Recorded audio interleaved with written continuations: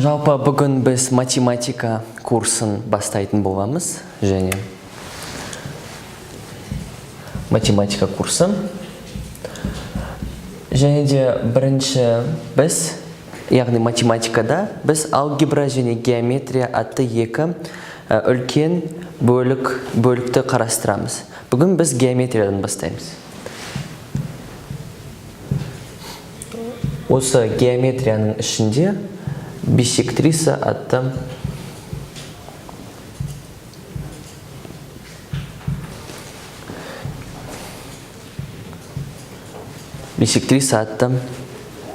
тақырыпты бүгін қарастыратын боламыз.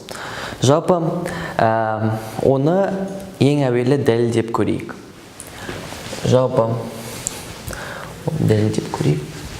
Әдемі сурет салайық. Кез келген үшбұрышты алайық. Мәселен, А, Б және С. Осы Б төбесінен биссектриса жүргізіледі. Яғни, мынау бұрыш және мынау бұрыш екеуі өзара тең.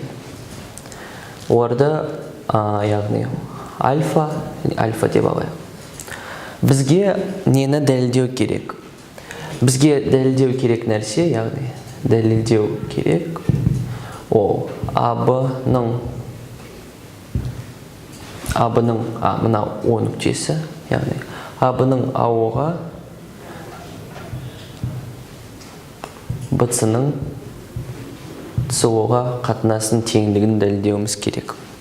Оны дәлелдеу үшін біз не істейміз? Ең әуелі біз осы үшбұрышты, яғни толықтырамыз. Мынаны біз, яғни дәлелдейтініміз осы. Осы үшбұрышты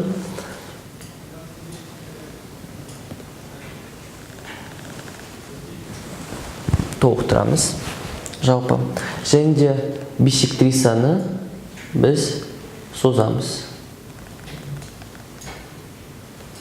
Яғни, қандай да бір Е нүктесінде қияды деп алайық. Жалпы, содан кейін біз АЕ және де ЕЦ атты екі түзуді өзіміз, яғни құрастырамыз. Осы суретке қарап нені айтуға болады? Енді ең әуелі осы екі вертикаль бұрыштар, яғни олар өзара вертикаль, сондықтан да оларды мынаны бет,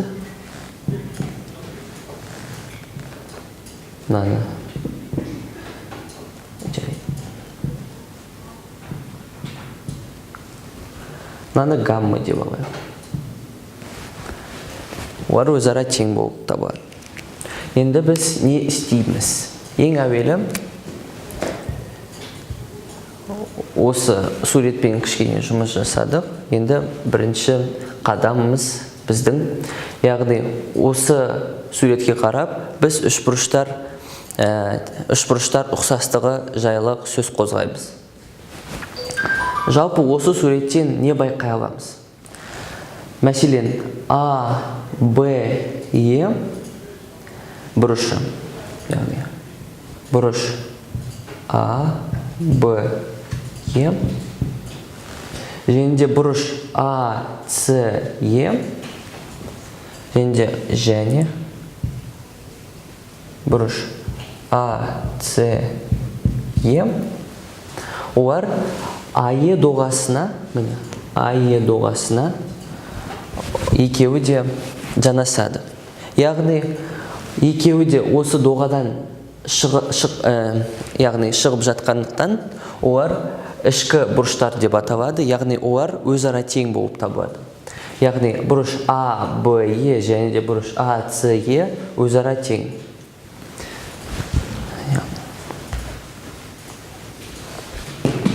Олар өзара тең.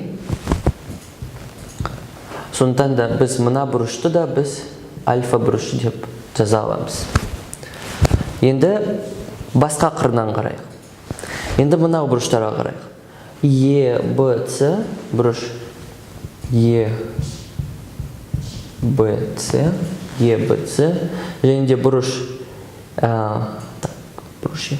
бұрыш ЕАЦ, олар да тура осындай принципке сәйкес олар да тең болып табылады.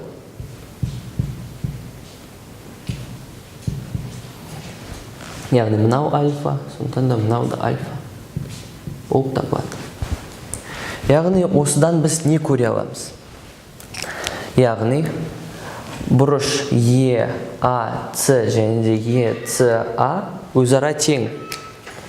Оны да жазып тастайық.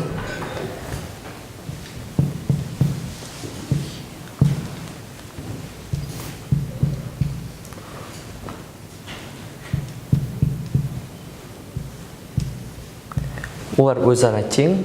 Сәйкесінше үшбұрыш АЕЦ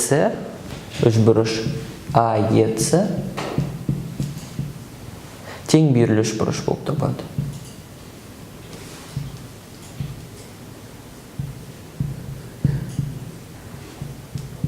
Тең берілі үшбұрыш. Осыған сүйене отырып, біз тағы да бір, яғни қорытынды жасай аламыз. Мынаны өшіре берейін.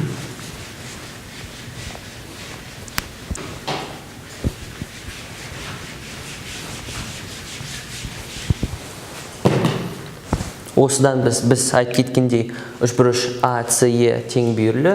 Содан біз АЕ тең ЕЦ деген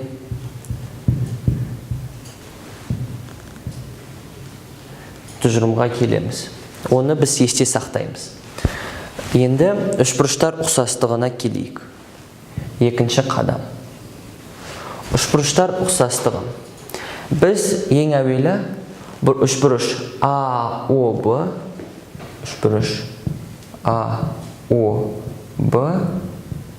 және де үшбұрыш ЕОЦ-ны қарастырайық.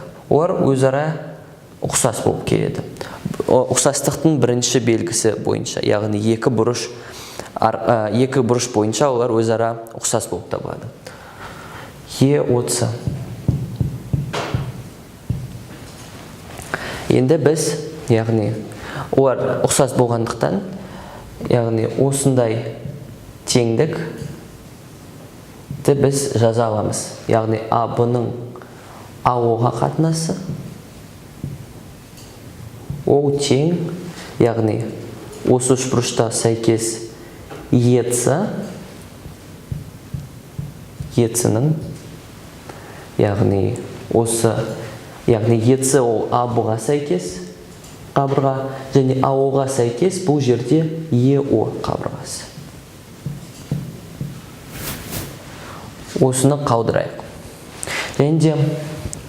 Енді мынаны жаздық. Енді үшіншісі. Енді тағы да екі үшбұрышты қарастырайық. Олар үшбұрыш АОЕ. Ол ұқсас БОЦ-ға. Үшбұрыш БОЦ-ға ұқсас. Сондықтан да біз қайтадан, яғни келесідей теңдікті жаза аламыз. Яғни БЦ-ның ОЦ-ға қатынасы, оларға сәйкес АЕ-ның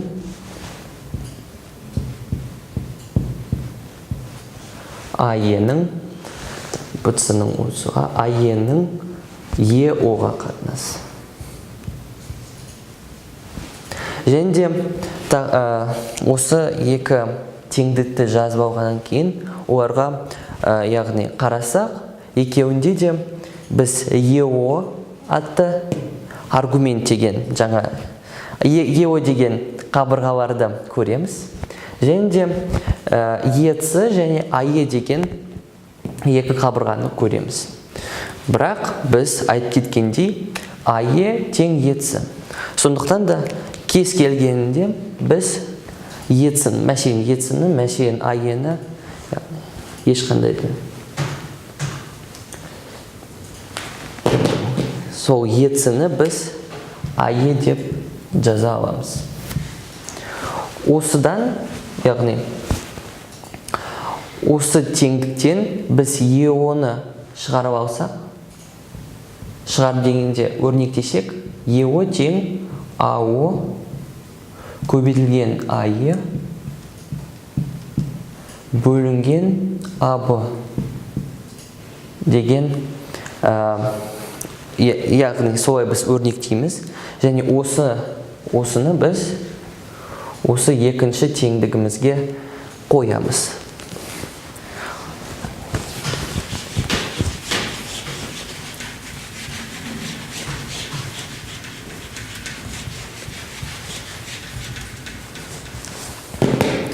Яғни сонда бізде bc бөлінген 30 тең ае бөлінген жарайды, оны өшіріп тастадым өзім. Жарайды, енді ештеңе етпес. Жалпы бізде негізінде солай болады. Ең соңында көбейту мына жерде, және де мына жерде так, көбейтілген аб және ао. Негізінде солай шығу керек еді. Енді оны сіздерге көрсетудің орнына мен солай өшірдім. Жарайды, мынау екеуі қысқарады. Және де бізге керек нәрсе, яғни bc бөлінген 30 тең аб бөлінген ао деген теңдігіміз шықты. Енді оны әдемілеп тұрып жазайық.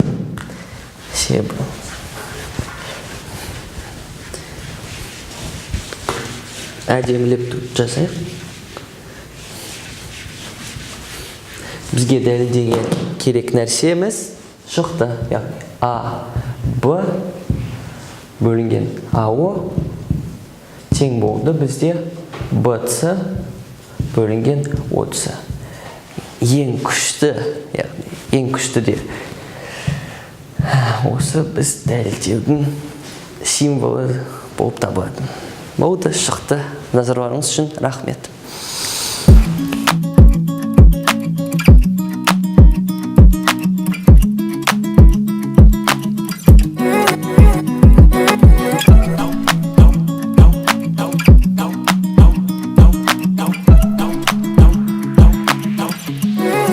We don't talk anymore.